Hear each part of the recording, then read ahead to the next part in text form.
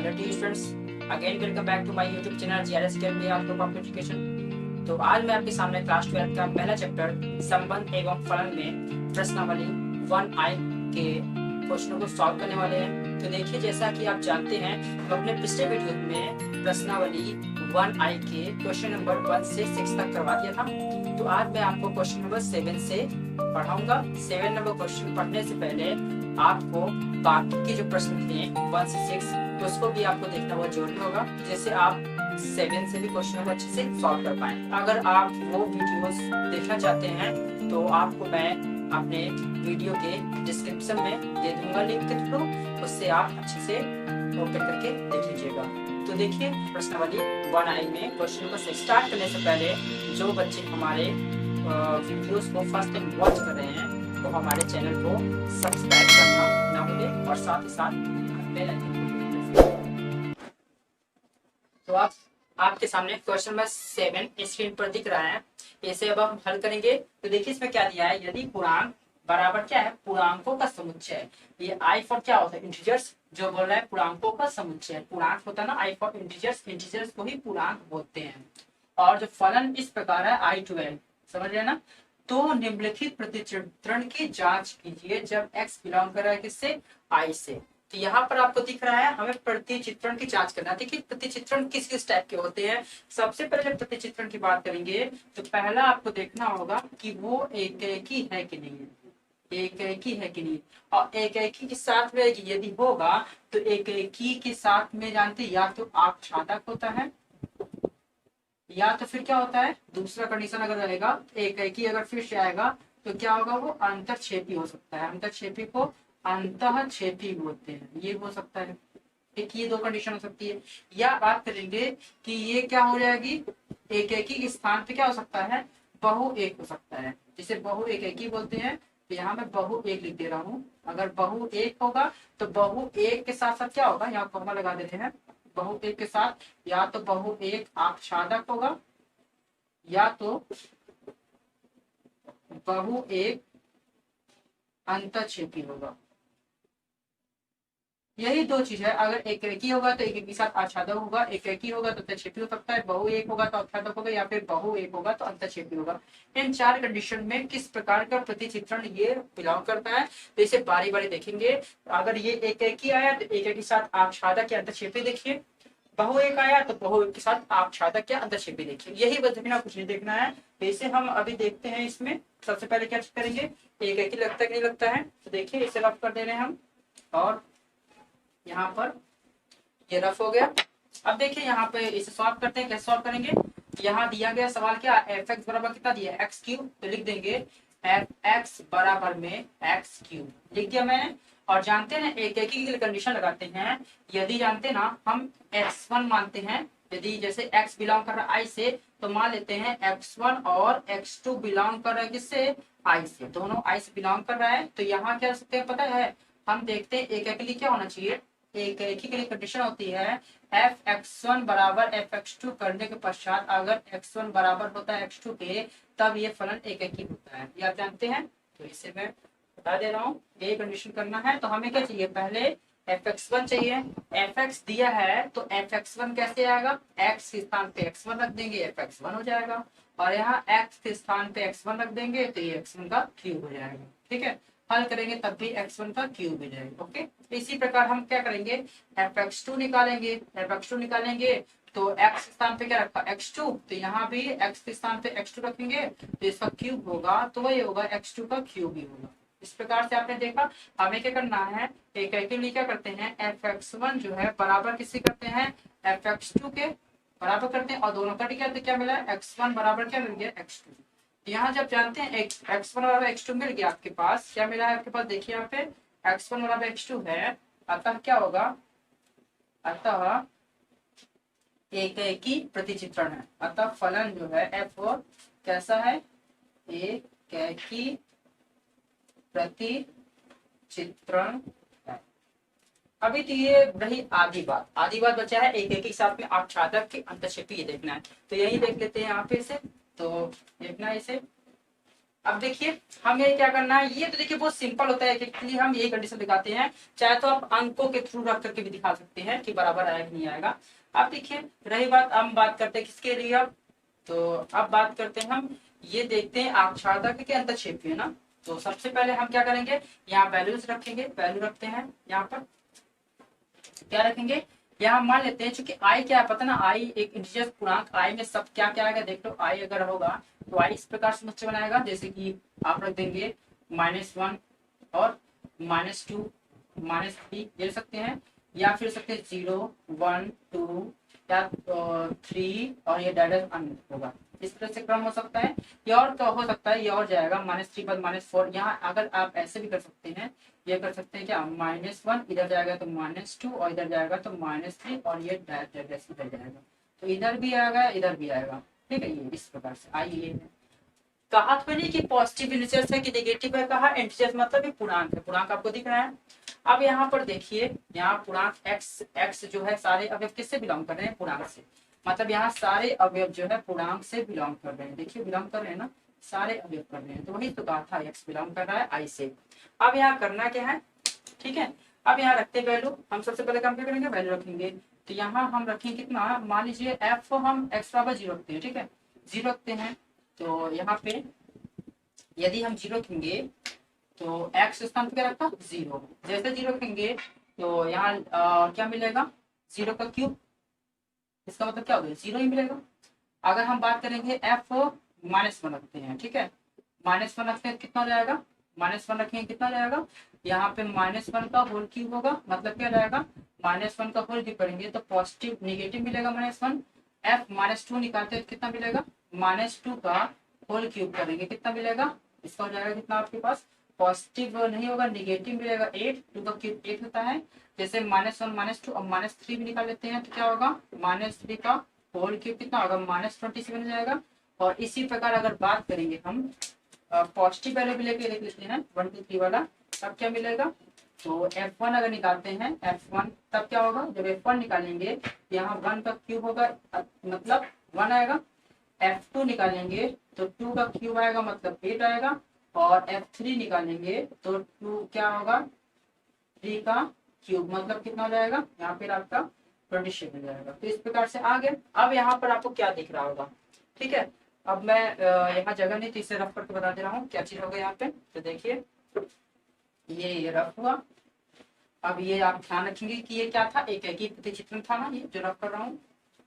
अब यहाँ पर क्या आपके पास मिले हैं, देखिए एफ एक्स क्या है, रखे क्या थे आप वैल्यू, जो रखते हैं वैल्यूज वो आपको क्या होता है, ये आई है डोमेन, ये I2 था, तो ग्राफ बना के दिखाते हैं आपको, जैसे मान लीजिए ग्राफ बनाते हैं। अब देखिए अब हम इसे ग्राफ के माध्यम देखेंगे, क्योंकि इसमें आपको दिक्कत होगी थोड़ी सी, तो ग्राफ में अच्छे से आपको समझा देंगे ताकि आपको अच्छे से बिल्कुल समझ में आएगा। तो देखिए इसमें आप ऐसे ही पता कर सकते हैं, वो बात बताते हैं, पहले ग्राफ के थ्रू जाते हैं।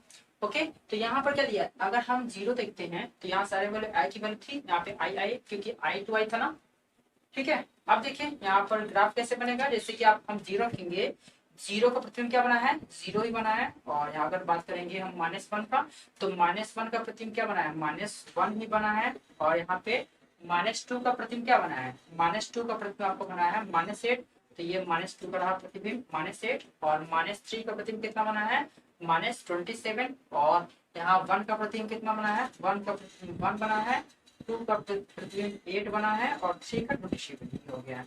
तो यहाँ आपको क्लियरली दिख रहा होगा कि जो आपका देखिए अगर इसका जितने भी अवयव हैं वो जो है डोमेन के किसी न किसी के प्रतिबिंब जरूर बनेंगे, तब तो भैया आच्छादक होता। लेकिन यहाँ देखिए ये अपने का ही क्या है, उप समुच्चय है, जो इसका एफ है ना, एफ क्या है, उप समुच्चय किसका, आई का है।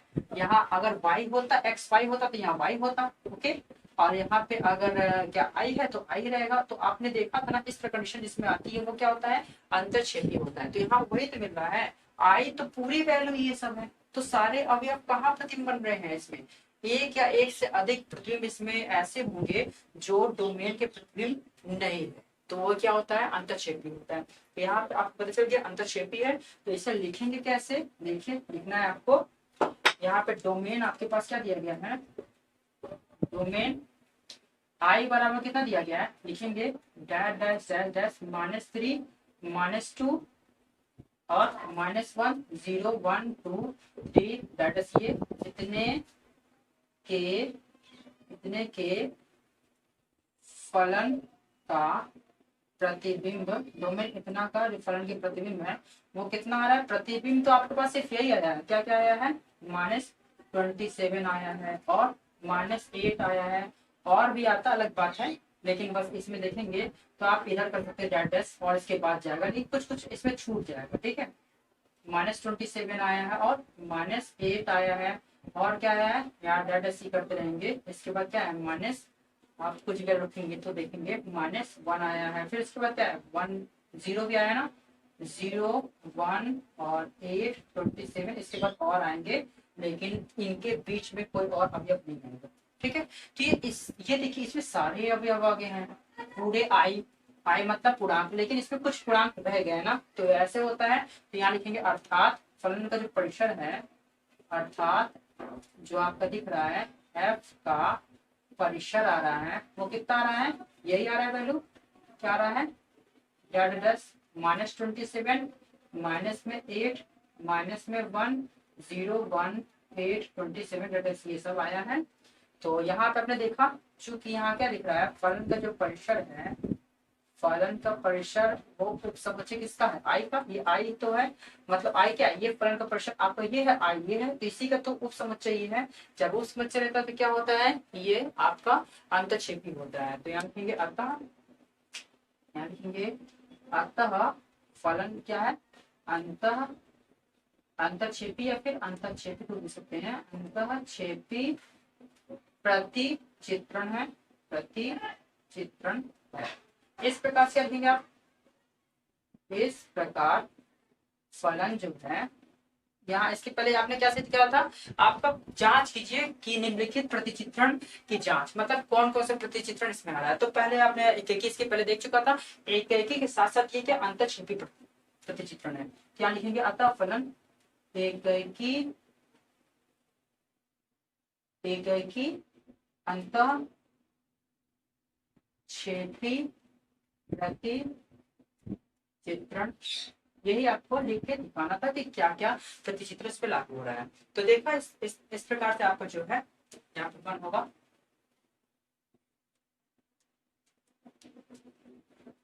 तो देखा आपने, इस प्रकार से आपका 7 का फर्स्ट समाप्त होता है। तो चलिए अब हम अगले प्रश्न की ओर बढ़ते हैं। तो देखिए जैसे हम क्वेश्चन नंबर 7 का पहला किए थे वैसे 7 का दूसरा करते हैं। तो सेम वैसे इसे भी हल करना है जैसे पहले किया था, वही करना है। एक या बहु एक के लिए हम क्या करेंगे, जांच करेंगे इसकी। तो क्या करना पड़ता है, सबसे पहले आपको निकालना पड़ेगा fx1, या पहले सवाल लिखेंगे आप, चूंकि fx बराबर दिया गया है x+1 और यहाँ पर आप लिखेंगे fx1 लिखेंगे तो क्या होगा, यहाँ पे x1 होगा +1, और अगर यदि आप fx2 निकालेंगे तो क्या होगा, यहाँ लिखेंगे x2 +1। जानते ही ये निकालना आप अच्छे से। अब क्या करना है, दोनों बराबर करना है, क्योंकि fx1 जो है fx2 के बराबर यदि होगा दोनों, तो क्या होगा, ff करने के बाद x1 बराबर x2 होना चाहिए। तो देखिए कैसे आएगा, fx1 की वैल्यू कितनी है, x1 + 1, fx2 वैल्यू कितनी है, x2 + 1। यहाँ पे आप 1 1 कैसे जाएगा, अब बचेगा क्या, x1 बराबर x2, और यही एक एक की पहचान होती है। तो यहाँ लिखेंगे चूंकि x1 = x2, अतः क्या लिखेंगे आप, अतः एकेकी प्रतिचित्रण है, एकेकी प्रतिचित्रण है। ओके, तो ये एकेकी प्रतिचित्रण आपका हो गया। तो देखिए ये तो आपका आ गया एकेकी प्रतिचित्रण। अब इसके बाद देखते हैं एकेकी के साथ पे ये आच्छादक है कि ये अंतःक्षेपी है। तो इसके लिए हमें करना क्या होगा, हमें सारे वैल्यूज पे लिखना होगा। आई की वैल्यू क्या दी गई है, आई बराबर दिया गया वही वैल्यू लिखेंगे, -3 -2, यहाँ डेल्टा कर देंगे इधर तरफ, ठीक है, यहाँ पे कर देंगे आई, और यहाँ पर और भी अवयव आ सकते हैं, ये हो गया, और यहाँ ब्रैकेट लगाते हैं, और यहाँ क्या होगा -1, ताकि ये माइनस आपको पता चले, कुछ और डिफरेंट ना हो, और यहाँ 0 1 2 3 पैरेस कर देते हैं। ये हो रहा आपका आई की वैल्यू। अब करना क्या, आप जानते ना, हम x बराबर क्या रखेंगे 0, क्योंकि आपके पास क्या दिया है, fx बराबर दिया गया है x + 1 दिया है, और यहाँ बारी बारी इन वैल्यू को रखेंगे। पहले 0 रखते हैं, क्या रखेंगे आपके पास, यहाँ पर रखेंगे 0। अगर x का मान 0 रखेंगे तो यहाँ रहेगा 0 + 1 अर्थात क्या रहेगा 1 हो जाएगा। f अगर हम 1 रखते हैं तो क्या रहेगा 1 + 1 तो मतलब क्या रहेगा 2। f अगर 2 रखेंगे क्या रहेगा, यहाँ पे 2 रखेंगे 2 + 1 कितना हो जाएगा 3 हो जाएगा। इसी प्रकार हम और 3 रख लेते हैं, f3 बराबर कितना होगा 3 लिखेंगे 3 + 1 मतलब 4 हो जाएगा। इसी प्रकार माइनस वाले वैल्यूज को रख लेंगे, तो माइनस वाले वैल्यूज को यहाँ रखते हैं तो क्या होगा f -1 बराबर कितना रहेगा -1 और प्लस क्या रहेगा आपके पास 1 तो मतलब क्या हो गया मान करके 0 हो जाएगा। अब रखेंगे f जगह -1 हो गया। अब बात करते हैं क्या रखेंगे यहाँ पे -2 रखते हैं, ये -2 + 1 इसको सॉल्व करने क्या आएगा -1 आएगा। f अगर ये -3 रखते हैं x स्थान पे तो यहाँ पे क्या होगा -3 + 1 मतलब -2। इस प्रकार से ये रहा वैल्यूज। अब इनको ग्राफ के रूप में आप दिखा सकते हैं या फिर डायरेक्टली आप देख सकते हैं। देखिए डायरेक्टली आप क्या देखेंगे यहाँ पे, ये देखिए अगर इसका मान पूरे वैल्यू रखेंगे ना, आई की वैल्यू तो पूरी है 1 2 3 4 सभी है, लेकिन बट वो पूरा नहीं आ रहा है, क्या आ रहा है 0 रखने पे 1 आ रहा है, ठीक है 1 भी आ रहा है 2 आ रहा है 3 आ रहा है 4 आ रहा है 0 आ रहा है -1 -2 मेरे ख्याल से सारे वैल्यूज में आ जाएंगे, क्योंकि अभी आप देखेंगे -4 रखने पे क्या होगा देखिए f -4 तो -4 रखने कितना हो जाएगा -4 + 1 कितना होगा -3 मतलब सारे अवयव आ रहे हैं, 0 भी आ रहा है -1 -2 -3 -4 सब आ जाएगा।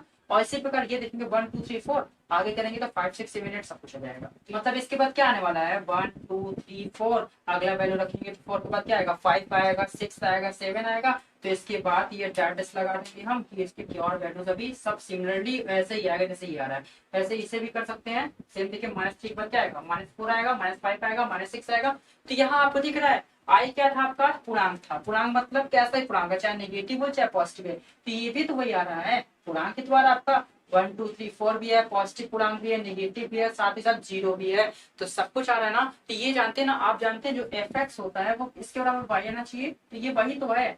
क्यों यही है क्योंकि आपका जो बता रहे हैं डोमेन जो है ना, डोमेन क्या है हमारा ये आई, तो आपको डोमेन के बराबर क्या आना चाहिए परिसर भी आना चाहिए। परिसर किसे बोलते हैं जब मान रखने के बाद जिसका जिसका प्रतिचित्रण होता है वही आपका परिसर परिसर होता है। तो डोमेन और परिसर आपस में जब बराबर होते हैं तब क्या होता है, तभी जाके आपका क्या होगा ये आच्छादक फलन होता है।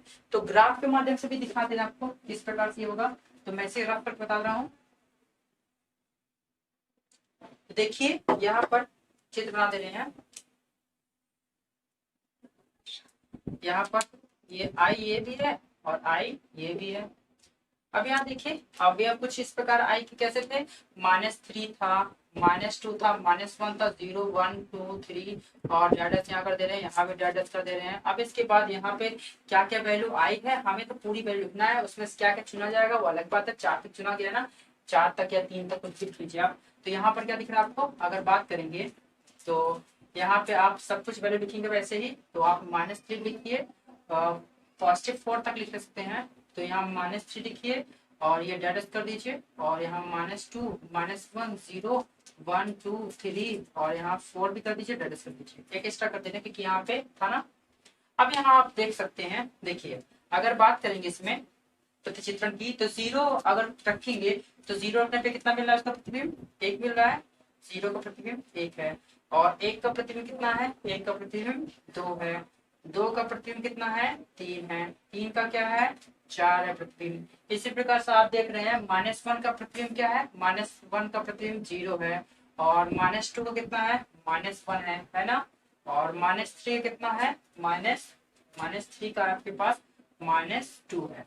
ओके और रही बात यहाँ पे देखिए -3 कितना आया है -2 और -4 में कितना आ रहा है -4 का आ रहा है -3, तो आप यहाँ -4 दे सकते हैं। ओके देखिए अभी आप लिख सकते हैं यहाँ पे क्या लिख देंगे -4 और इसके बाद डैश कर दीजिए। यहाँ पर जो है आपका -4 का प्रतिबिंब कितना आया है -4 का -3 आया है। तो देखिए ये आच्छादक क्यों है क्योंकि जो डोमेन है उसका प्रतिबिंब सभी के साथ बन रहा है, यही तो होता है।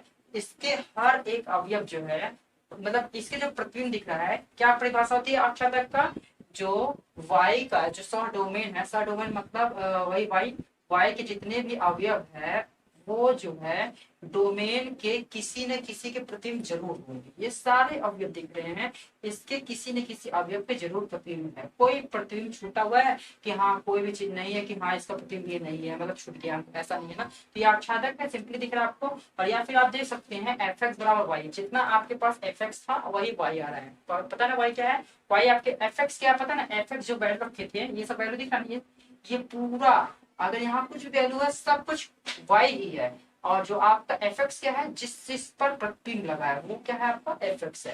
तो वही एफ एक्स वाई आ रहा है, इस प्रकार से होगा। तो आप लिख भी सकते हैं, कैसे लिखेंगे, यहाँ लिखेंगे, यहाँ पे क्या लिखेंगे, इसके लिए डोमेन, डोमेन आई बराबर कितना दिया गया है वही लिखेंगे, डैश डैश कर देंगे और -3 -2 1 और क्या 0 1 2 3 ये सब है और डैश डैश कर देंगे यहाँ पे। ये है डोमेन इतने के फलन का प्रतिबिंब कितना है, प्रतिबिंब वही आएगा, सारे वैल्यू जितना ये है वही यही आ रहा है। तो मतलब आप देख सकते हैं डेल्टा से एक एक्स्ट्रा कर देंगे -4 से, चाहे ये लिखिए कोई दिक्कत नहीं है, -3 और -3 -2 और -1 0 1 2 1 2 3 डेल्टा से ये सब है, तभी है कि नहीं, पूरे अवयव है। तो इतना अर्थात क्या दिख रहा है आपको, अर्थात यही आपका प्रतिबिंब जो है, एफ का प्रतिबिंब यही क्या है, एफ का परिसर ना, इतने पे है, इसी का प्रतिबिंब था, डोमेन का इतना प्रतिबिंब इतना है, तो यही क्या है एफ का परिसर। एफ का परिसर आपका क्या है, यही वैल्यू है, सभी चीज क्या है आपका आई ही तो आ रहा है, ये आई ही तो पूरा किसके बराबर है, आई के बराबर है, जिसको वाई भी कहते हैं ना। तो यहाँ लिखेंगे दोनों बराबर है, चूंकि लिखेंगे एफ एक्स किसके बराबर है, वाई बराबर है, ये वाई भी बोलते हैं चाहे आई बोलेंगे। तो इस प्रकार से आपने क्या देखा, परिसर जो है आई के बराबर आया कि नहीं आया, एफ एक्स किसके बराबर, आई के बराबर, एफ एक्स के बराबर वाई के बराबर। अगर ये वाई के रूप में है तो वाई होगा, आई है तो आई होगा। तो यहाँ ये जो मिला है तो क्या होगा, पहले आपने कंडीशन क्या देखा था, एक रैखिक था, फिर इसके साथ साथ क्या देखा आपने, यहाँ पर आच्छादक मिल रहा है।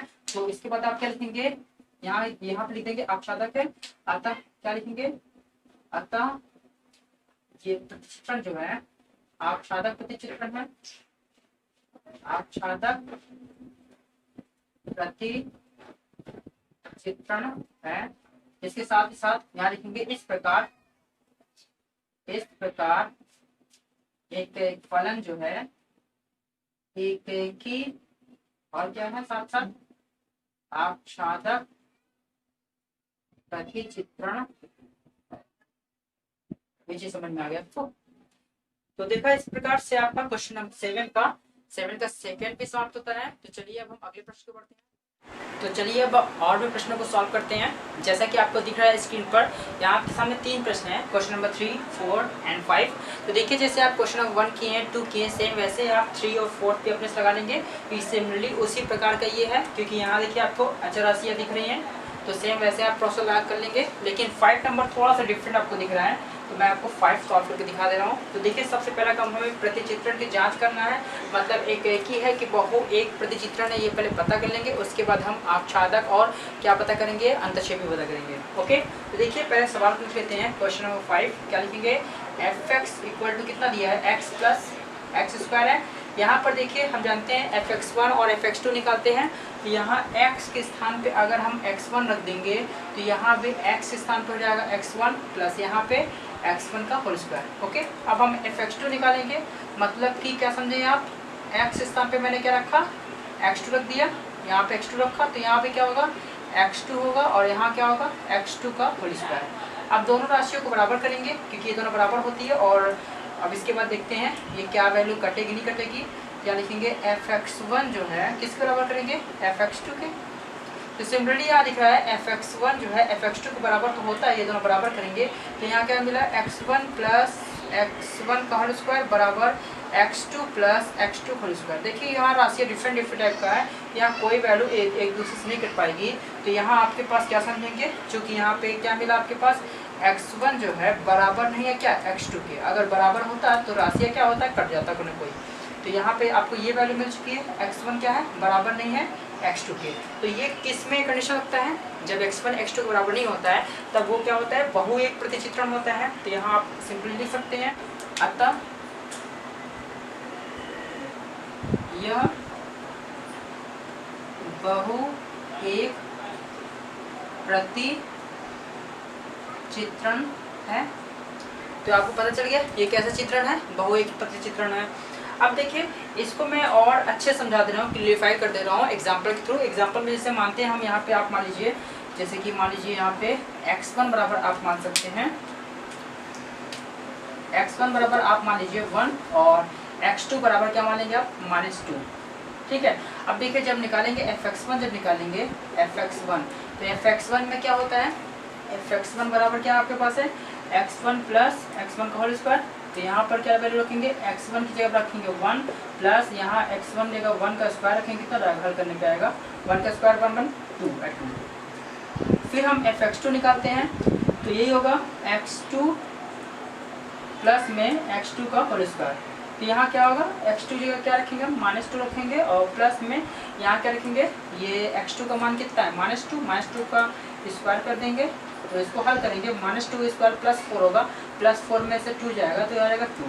तो यहाँ आपने देखा, ठीक है, क्या ये दोनों बराबर है आपके पास। यहाँ लिखेंगे क्या, चूँकि fx1 जो है बराबर है fx2 के, ये दोनों बराबर तो है ना, fx1 किसके बराबर है fx2 के, क्योंकि इसकी वैल्यू भी ये आ रही है, इसकी वैल्यू भी आ रही है। लेकिन क्या हो रहा है, लेकिन x1 क्या बराबर है x2 के, लेकिन x1 है बराबर नहीं है x2 के। तो इस प्रकार से आप समझ गए ना, जब इस तरह कंडीशन होती है तब क्या होता है, वो बहु एक प्रति चित्रण होता है। तो यहाँ आप इस माध्यम से भी कर सकते हैं, इस माध्यम से करते हैं, आपको जो बेस्ट लग रहा है वही करिएगा। तो अब हमें क्या करना है, अब इसे हम इरेज करके क्या करने जा रहे हैं, पता करते हैं कि ये आच्छादी है या फिर अंतक्षेपी है। तो यहाँ पर देखिए मैं यहाँ पर तो इसे रफ कर चुका हूँ। अब यहाँ पर लिख सकते हैं, क्या लिख सकते हैं, सबसे पहले देखिए आपके पास जो i है ना यहाँ पे, तो i की वैल्यू क्या है आपके पास, i की वैल्यू आपके पास है माइनस, इधर से डायरेक्ट कर देते हैं, ठीक, -3 -2 -1 और 0 1 2 3 और डायरेक्ट ये अनंत तक जाएगा। ठीक है, ये हो गया। अब यहाँ देखिए fx की वैल्यू क्या दी है आपके पास, fx बराबर दिया गया है x plus x square. Okay, अब देखिए यहाँ पे करना क्या है, यह सारे वैल्यू इसमें रखते हैं। पहले क्या रखेंगे, सबसे पहले हम रखते हैं f0, मतलब x स्थान पे मैंने क्या रखा 0 का। जब हम 0 रखेंगे यहाँ पर तो जाएगा 0 प्लस यहाँ 0 का होल स्क्वायर, अर्थात क्या जाएगा, सब सॉल्व करने कितना आएगा आंसर 0 आएगा। ओके, अब यहाँ पर x जगह क्या रखेंगे 1 रखेंगे, तो यहाँ 1 रखेंगे तो यहाँ क्या रहेगा 1 और यहाँ क्या होगा 1 प्लस यहाँ 1 रखेंगे तो 1 का स्क्वायर 1 ही मिलेगा, सॉल्व करने कितना आएगा 2 आएगा। अब यहाँ रखते हैं कितना f2, मतलब f2 निकालें कैसे, यहाँ x स्थान पर 2 रखिए, यहाँ पे 2 रखेंगे तो 2 का स्क्वायर कितना होगा 4 होगा और ऐड करने कितना 6 होगा। अब इसी प्रकार हम क्या रखते हैं, निगेटिव वैल्यू भी कुछ रख लेते हैं, -1 रखते हैं तो यहाँ क्या हो जाएगा, यहाँ पर जाएगा -1 प्लस यहाँ -1 रखेंगे तो इसका आपको पॉजिटिव बन जाएगा, ये सॉल्व करने कितना होगा 0 होगा। इसी प्रकार हम क्या रखेंगे, -2 रखेंगे तो यहाँ आ जाएगा -2 प्लस यहाँ -2 का होल स्क्वायर होगा तो +4, सॉल्व करने कितना आएगा 2 आएगा। ओके, अब -3 रखेंगे कितना होगा -3 और प्लस में -3 का स्क्वायर क्या होगा +9 और घटाने पर कितना आएगा 6 आएगा। तो देखिए ये क्रम ऐसे चलता रहेगा, जैसे हम 0 रखिए 1 रखिए 2 रखिए 3 रखेंगे 4 रखेंगे, ऐसे क्रम चलता रहेगा। सिमिलरली यहाँ देखिए 0 2 आया 6 आया तो ये और बढ़ता जाएगा। ठीक है, और यहाँ पर 0 2 6 है तो ये और बढ़ता जाएगा, मतलब दोनों की वैल्यू समान मिलेंगे। और यहाँ पर -1 -2 -3 है तो और भी हो सकते हैं। तो देखिए अब देखिए ये पता करना होगा इसी से आपको कि ये अभी जैसे बहु एक बताया ना कि बहु एक प्रतिचित्रण है, तो यहाँ इसको देख के आप पहचान सकते हैं कि बहु एक प्रतिचित्रण है। कैसे, यहाँ देखिए यहाँ पर आप देख रहे हैं 0 का जो प्रतिबिंब बन रहा है 0 बन रहा है, -1 का प्रतिबिंब भी 0 बन रहा है। तो क्या है ना, एक के ही दो प्रतिबिंब बन रहे हैं, मतलब 0 का भी सेम प्रतिबिंब, मतलब किसी दो अवयवों का एक प्रतिबिंब बनना, इसे कहते हैं बहु एक प्रतिचित्रण। यहाँ देखिए 1 का भी 2 आ रहा है और -2 का भी 2 आ रहा है, 2 का 6 आ रहा है, -3 का भी 6 आ रहा है। तो ये तो आप देख रहे हैं बहु एक प्रतिचित्रण है। अब इसे ग्राफ के माध्यम से यहाँ भी देख सकते हैं डायरेक्टली आप कि हाँ ये आपका अंतक्षेपी है या फिर क्या है जो आपका औक्षादक है। तो देखिए यहाँ पर क्या दिख रहा है आपको, जो ये वैल्यू मिल रहा है 2 0 मिल रहा है, 2 मिल रहा है, 6 मिल रहा है, 0 मिल रहा है, 2 मिल रहा है, 6 मिल रहा है, मतलब इनके बीच में कुछ गैपिंग है। देखिए सारे वैल्यू रख चुके हैं, 0 1 2 -1 के भी शुरुआत से वैल्यू रख चुके हैं, अब इतना तो रख चुके हैं। अब इसके बाद जाहिर सी बात इसके बाद -4 -5 आएगा, जब -4 आएगा तो जाहिर सी बात वैल्यू क्या है बढ़ती जाएगी, 6 के बाद और बढ़ेगा, और +4 आएगा तब भी क्या वैल्यू बढ़ेगी, मतलब इनके बीच में जो गैपिंग है वो बरकरार रहेगी। 0 के बाद 1 मिसिंग है, ठीक है, 2 के बाद 3 4 5 मिस है। तो ये सब नंबर्स नहीं है, लेकिन अगर आई की बात करें तो इसमें सारे नंबर्स है। तो बताए ना, अगर ये वैल्यू सेम इस तरह आने लगी सब जगह, तब क्या होता है, वो आपका आच्छादक होता है। लेकिन अगर उसका उपसमुच्चय मिल रहा है, देखिए इसका ये सब वैल्यू क्या है, उपसमुच्चय है, मतलब ये दिख रहा है ना आपको साफ साफ, ये क्या है, इसी का उपसमुच्चय मिल रहा है, आपको थोड़ा कम मिल रहा है, तो ये क्या होगा, आपका अंतःछेदी होगा। तो चलिए इसे हम ग्राफ के माध्यम दिखाते हैं, इसे इरेज करने के बाद। ओके, तो देखिए मैं इसके सामने ग्राफ बना रहा हूँ, यहाँ पर आपके लिए ग्राफ बनाएंगे,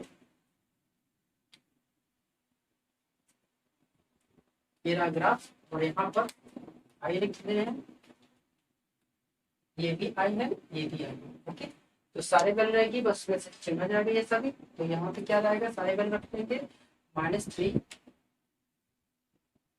-2 -1 0 1 2 3 10, ये भी जाएगा और ये भी जाएगा अनंत तक। ओके, और यहाँ पर देखिए क्या मिल रहा है आपको, 0 2 ये है, 0 2 6 तो मिल रहा है, यहाँ सारे वैल्यू लिखेंगे, बस उसमें छाटा जाएगा वैल्यू। तो यहाँ लिख देते हैं आपके लिए क्या, -3, नेगेटिव तो कोई वैल्यू मिल ही रहा है, नहीं मिल रहा है ना अभी आपके लिए, क्योंकि कोई नेगेटिव वैल्यू शायद नहीं मिलेगा इसमें, क्योंकि अगर अगर इसमें नेगेटिव रख रहे हैं तो क्या पॉजिटिव, ये जो बड़ा है ना, ये इस वैल्यू का प्लस कर देना, जो कि ग्रेटर होगा, जब ग्रेटर पॉजिटिव होगा तो हमेशा क्या होगा, पॉजिटिव वैल्यू मिलेगा। तो यहाँ पॉजिटिव वैल्यू मिलेगा, निगेटिव और हो सकता है, आई तो पूरा हमें लिख के दिखाना पड़ेगा, ठीक है, क्योंकि दोनों आई टू आई, ये भी वही रहेगा, ये भी वही रहेगा।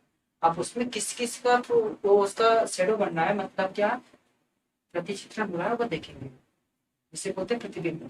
तो -2 -1 0 1 2 3 4 5 6, 6 के बाद डैश कर देना। ओके, 6 के बाद क्या करना है, डैश कर देना।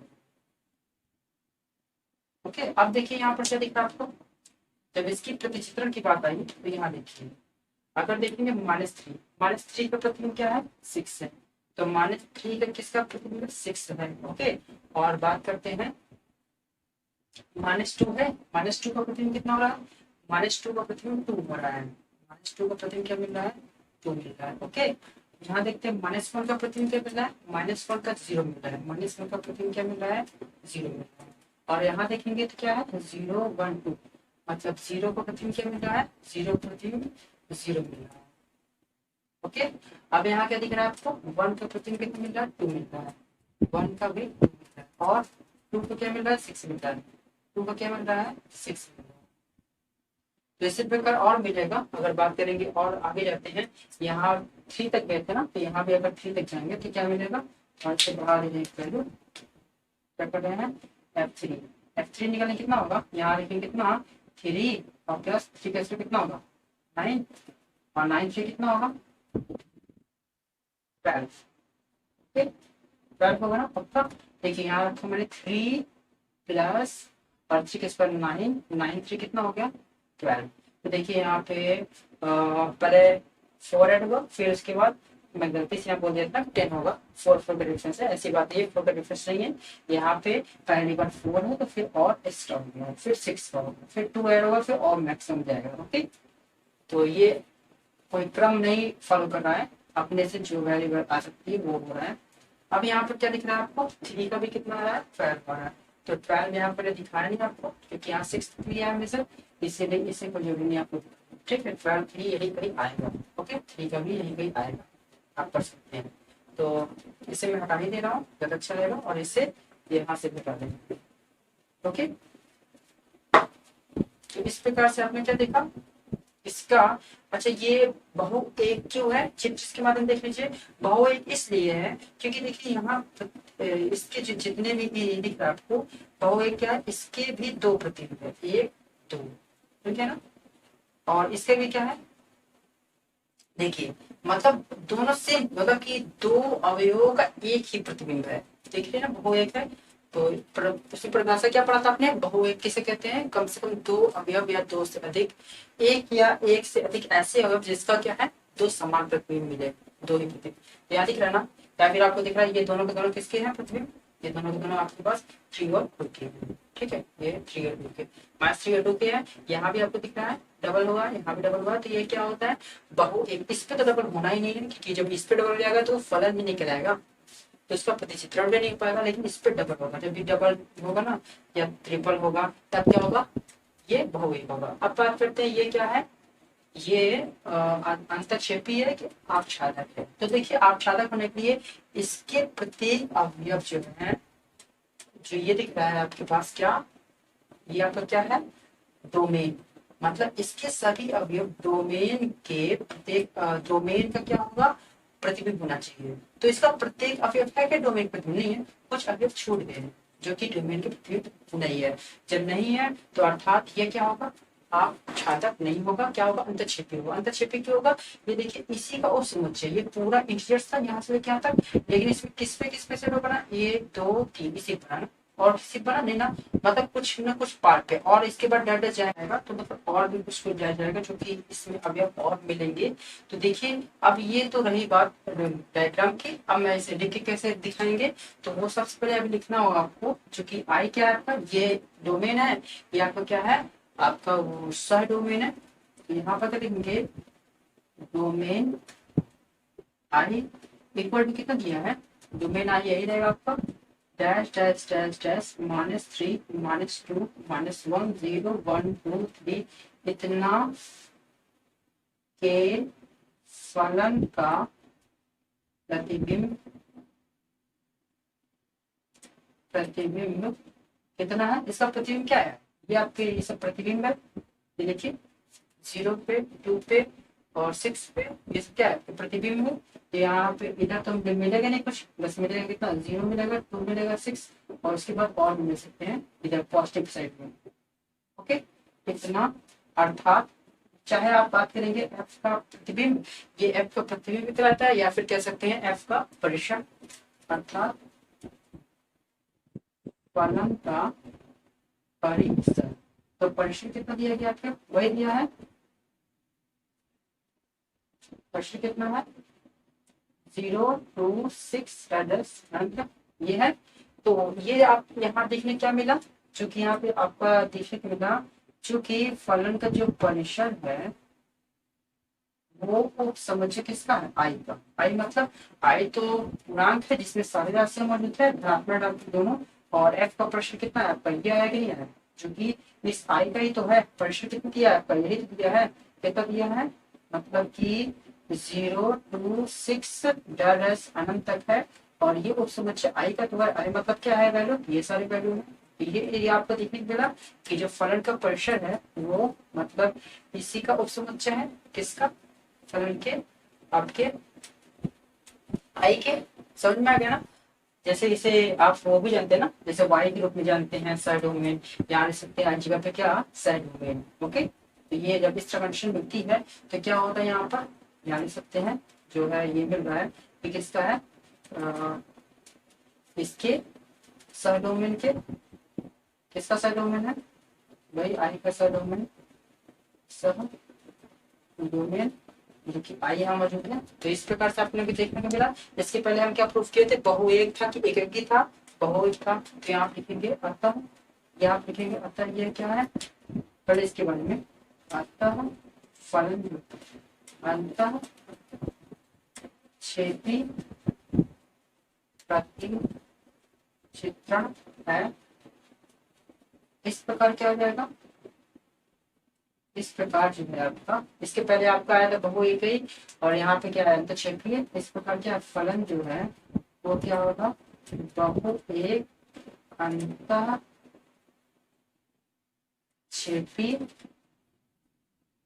प्रतिचित्रण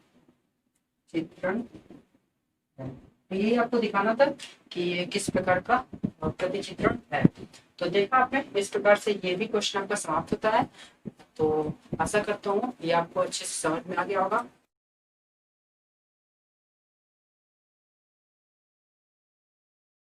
तो आज के इतना ही। Thanks for watching my videos. For more videos, like, share and subscribe.